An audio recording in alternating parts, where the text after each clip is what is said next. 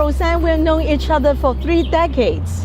Yes, a long time. And you have been a professional counselor. As you have been a professional counselor, how many people have we known in Hong Kong? Yes, quite a lot. So many different people. And so many changes. And that's why we want to think about women now and women then, and how women have changed over these years. That must be very interesting. Yes. And it covered different generations. Always. Well, if they're interested in what we are talking about, how are they going to find us? You're going to find us Tuesday night, 9 o'clock, PsychoAlchemy. We are Women Now and Then. See you there.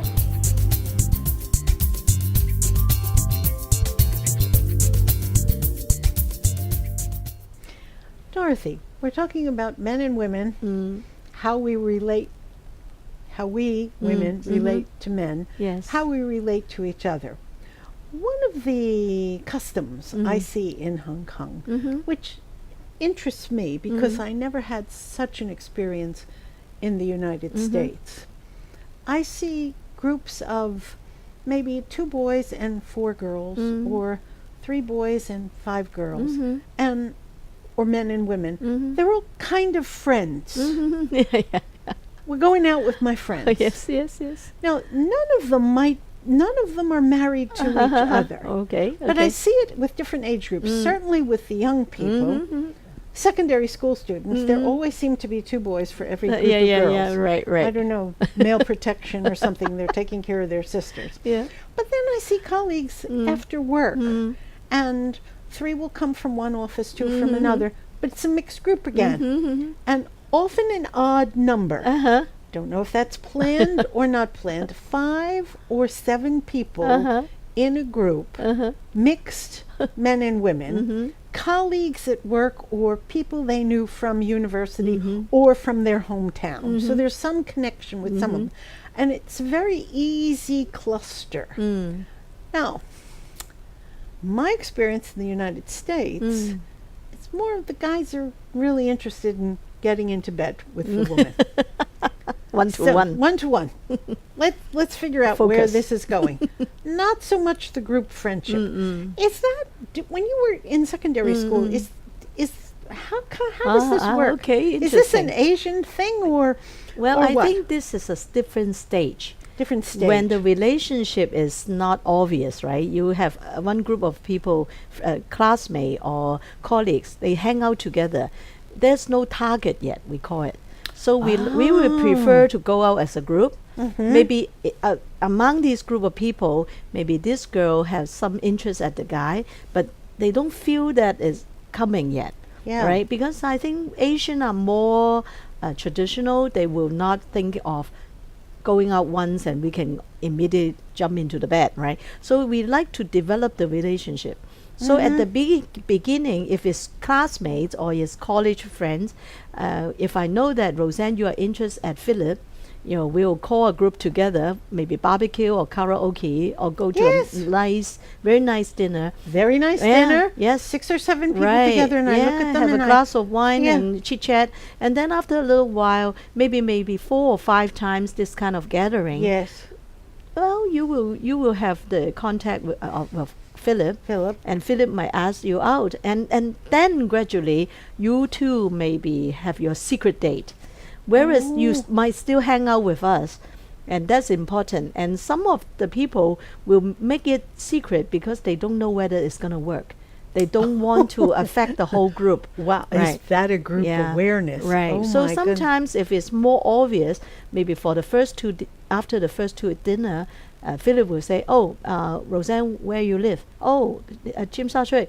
Okay, I'm going that way. So let's walk together. So that's already a sign, right? But if the guys or the girls are not interested, once the function is over, it's like shoom, shoom, or the girls go with the girls. Right. So that is a good indicator. You are very observant. It happens so many times. But for Asian, maybe more for Chinese, once they're interest at one person and they got the impression the other one resonates with him or her, I think they will start going out one by one. I don't see we so easily jump into this one night stand and all that. Especially if we are serious in a relationship, we don't want to create a feeling that we are such a loose, you can easily have a relationship with us. I think it's a little bit changed these days. Women, if they're educated in the States or overseas, even Hong Kong women, I think it would be a little bit easier for them to have a close relationship with a man. But as you know, in Hong Kong, there are not too many places available for you to have a good, nice sex, right? If you go to some sort of like a motel, first of all, it's kind of far away, a little bit far away, and those in the city are not really nice. It's mainly for quick sex. And for that kind of place, a lot of people don't really like it. But from what I heard from my older client said, what is so uncomfortable for parents these days, the guys will just bring their girlfriend home and have sex in the room. Right? They don't even go to motel. They don't even consider go to those cheap places. They'll just go back to their room. And to a lot of Chinese parents are quite uncomfortable with that. Yeah, we think that is improper, and a lot of time the parents will ask, how come the girls these days are like that? Chinese training, or girls tend to be more, how do I say, girl, like a lady. You won't go to your boyfriend's home and have sex, right? That will create a very negative impression on your future in-laws, right? But now things has changed. Definitely has changed. And we have to be open to so many changes. A Hong Kong Chinese family working in a school, a student was not doing so well with mathematics, science, but she needed these credits to graduate. A boy who was a senior at the time, so he's 12th grade, offered to help her with homework. That's what they told me in the beginning. And then the story evolved that the girl was the only child of a woman who was working, and she lived in the New Territories. So wouldn't it be easier for the girl to stay at the boy's house? Now, these modern Chinese families, the mother of the daughter called the mother of the son, and the mother of the son said, yes, it's fine. She can share his room. So both mothers knew what's going on when these children were in secondary school. And he was very good about committing to helping her with her math courses in her science laboratory. And having sex was just one more additional thing. It was not the only thing, and it was considered part of the growing up. Okay. So I'm dealing with a mother who is separated from a man, so there's no father figure in the home. Okay. So I think about this, and I think, well, how many different ways can things go? And again, this is our time generally in history, but also we're dealing always with the specific setting. Let me go another way.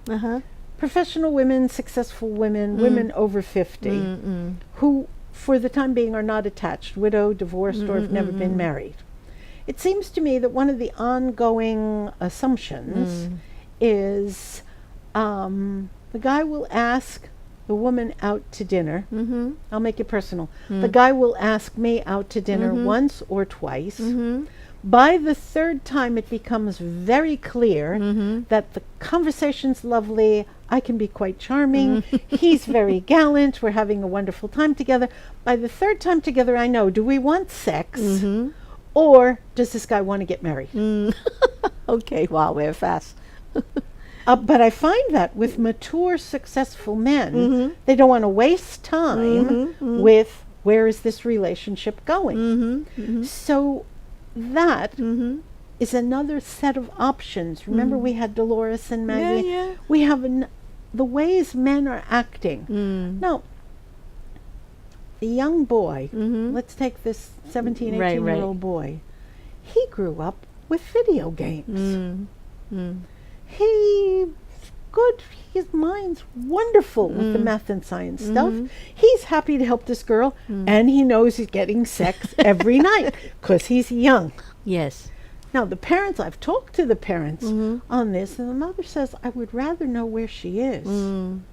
Then have no And idea more where. than one mother of a teenage girl has said to me, I would rather know where she's sleeping and who she's sleeping with, which really means who she's having sex with. So have you talked to your daughter about birth control? Have you talked? Yes, she's on the pill. Don't worry about it, Rosann. Yes. So we have these kinds of assumptions about some of our youth. Then we've got our 29 to 32-year-olds who, yes, they may have had more than one boyfriend. Yes, they may have slept with more than 5 men. But at some point in their life, they switch back To the to traditional value. yes, yes. So how do we live with this Yeah. inconsistency? What are we looking for?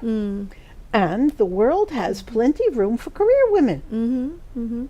But you can imagine, right? It's like you have been out in the sea, wild sea, for quite some time. Yes. Maybe for women, after struggling for so many years, and you're running out of lifesaver, you want to get onto a boat and settle down and paddle yourself back to the safe harbor. But men may not be ready for that. And as long as he's still having fun, you know. Dorothy, Dorothy, Dorothy. Yes. Men, and guys, this may come as a surprise to you, but let me tell you the lingo of women. When the man is young, he wants a mistress. Yes. He wants somebody sexy. Yes, He wants to make love Yes. all the time. All right? When he's middle-aged, he wants one woman. He can have a woman, a family, a wife. And when he's older, he wants a nurse. Because men start aging, they start falling apart, they want someone to take care of them. So I am of great concern to women in their 50s looking at a guy who's in his 60s saying, sweetheart, you know, this guy might not be that vital for that long, because women live longer than men. They're stronger than men. You think he's going to take care of you? Sweetheart, it's going to be the other way around. You're going to end up taking care of him. So we have dating counseling for women 50 plus. The boat might not be the boat. You're swimming along looking for the safety of the boat. He's swimming along looking for the safety. I want some strong woman who's pretty healthy, because I don't want to be alone when I start aching. Oh, my gallbladder. Oh, my hernia. What else are they complaining about? And they want a woman to take care of them. Well, maybe that's the perfect excuse for men to just get rid of their old wife and go to find a mistress. Obviously, he will find a mistress younger than his wife, but not that much younger. Men are not that stupid. Yeah, really smart man will, if he is in his 60s, he will not look for a woman in his 20s. Actually, he will look for a woman in the 40s. Yes. Right? So the woman is still very strong, can take care of him. And to him, the gap is not too big. Yes. But the thing is, he definitely is going to dump his wife and go for this 40-year-old woman. But why? You know, again, go the case studies. Generally, why? To make him feel more like a man? More like a man. And I think, you just imagine, if he's in the 60s, his wife is almost always maybe also in the 60s. So she has been working so hard for the family for so long. She no longer laughs at every joke he said. And sometimes, as I said, right, after a certain time, the respect is getting less and less. Right? So he felt sense of like insignificant at the family. So he start to look around, and at the same time, this 40-year-old will be the target, because if she is 40-year-old, either she was married and divorced, of course, or maybe she never get married. So it's like the last chance for her to have a family. And if she look up at this man, well, he already make it. He is no longer, he won't expect me to give birth to a child. And if he's in the 60s, he might already make some money. So I'm not going to worry about money.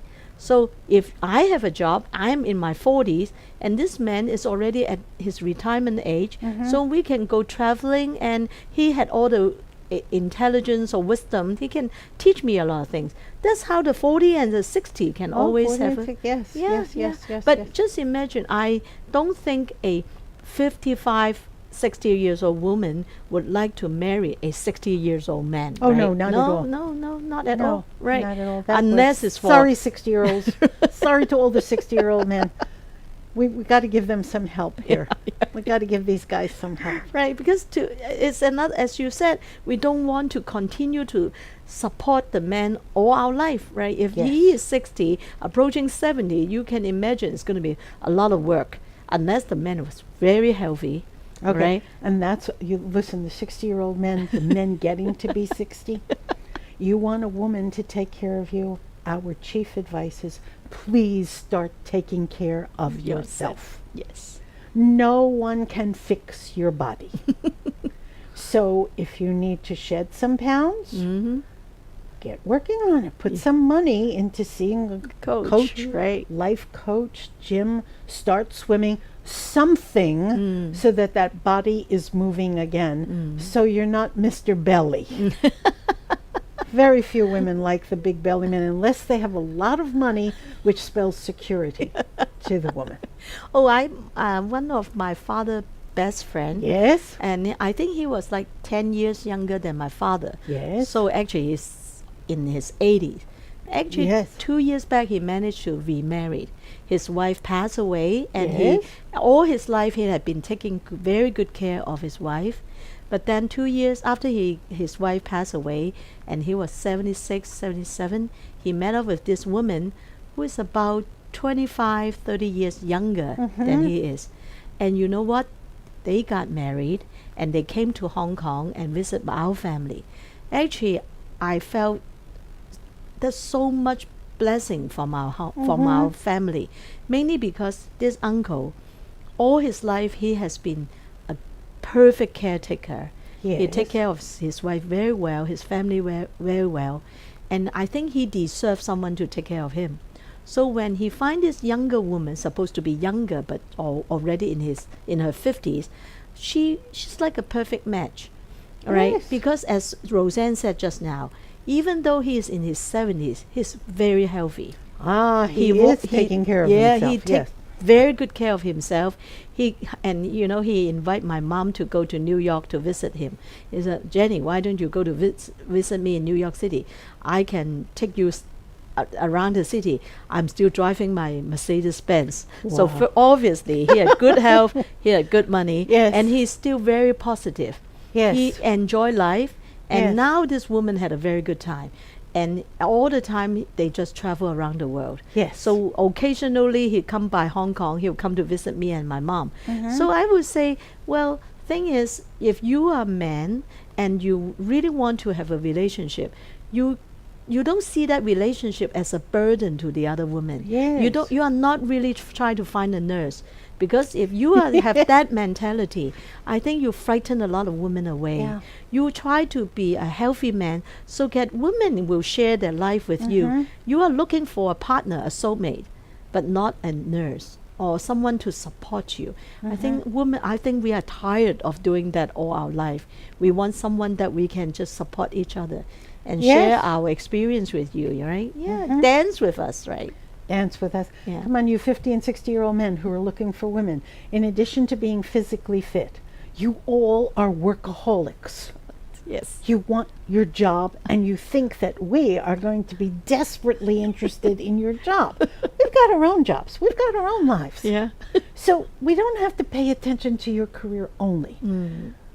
So I'm asking you, Mr. 50-something, Mr. 60-something, what do you love? What do you like to do? What are Yes. your hobbies? Yes. What are your interests Yes. outside of your job? Yes. Be an interesting person.